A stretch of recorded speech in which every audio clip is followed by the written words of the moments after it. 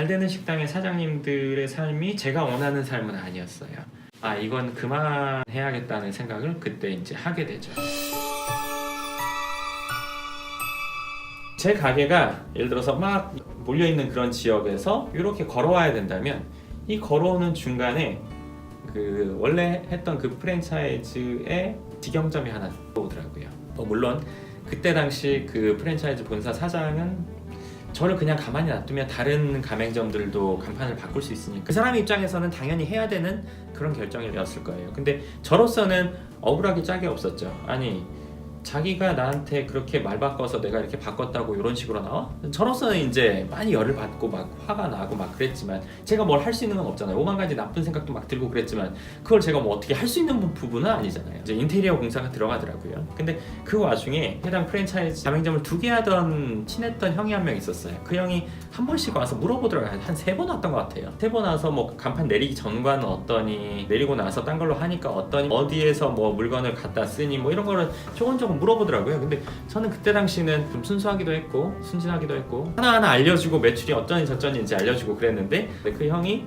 결국에는 그 해당 프랜차이즈를 하던 사람 중에 정확히 기억이 안 나는데 5군데인가 6군데를 모아가지고 새로운 브랜드를 냈어요. 원래 있던 브랜드에서 독립을 해서 새로운 브랜드를 내서 이제 확장을 하게 됐죠. 여기서 이제 막강한 호적수가 된 거죠. 경쟁사가 된 거죠. 이 기존 프랜차이즈 A라고 하고 요게 B라고 하면 A 프랜차이즈 본사 대표가 저한테 그거 굳이 가맹비 받으려고 안 했으면 자기가 말한 대로 그걸 안 받고 넘어갔으면 이런 일이 없었을 텐데 굳이 그거를 말 바꿔 가면서 거짓말해 가면서 그 받으려고 하다가 이런 사태를 만들었다는 것도 참 신기한 일이에요. 이 B라는 프랜차이즈는 지금 현재 140개인가 정도 되더라고요. 현재 가맹점이 엄청나게 확장을 했고 뭐 작년 매출이 뭐 800억인가 뭐 이런 정도 됐다고 홈페이지에 나오더라고요. 어찌됐건 저는 그때 당시에 이제 여기서 하고 있는데 중간에 생기니까 신경이 많이 쓰이기도 했고 재밌는 일이 또 하나 있었는데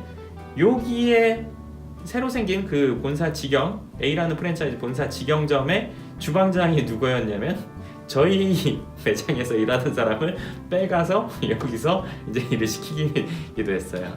지금 웃으면서 얘기하지만 그때 얼마나 빡쳤겠어요. 가서 내가 그 사람 붙들고 얘기도 하고 가서 뭐라고도 하고 했는데 뭐 그거 막을 수 있는 일은 아니죠. 근데 여기가 이제 장사를 시작하면서 무슨 일이 벌어지냐면 아무리 제가 잘한다고 해도 올라오던 사람이 여기에서 한번 소진이 되고 올라오니까 그리고 또 정해진 점심시간에 쌀국수 먹는 사람이 우리 집에 와서 계속 기다려서 먹으면 다 못 먹으니까 여기로 가게 되고 매출은 결국에는 나뉘게 되더라고요. 잘 될 때 반토막까지는 아니더라도 상당히 많이 떨어졌어요. 최대한 열심히 했는데 중요한 건 어떻게 해야 될지 모르겠더라고요. 생각나는 거나 책에서 본 거나 뭐 TV에서 본 거는 다 해봤어요. 근데 이게 되겠다는 어떤 실마리가 보이지 않았어요. 처음에 혼자 시작할 때는 뭐 전단지를 돌리면 뭐 적게는 5팀에서 12팀 정도가 와요. 그 전단지를 가지고.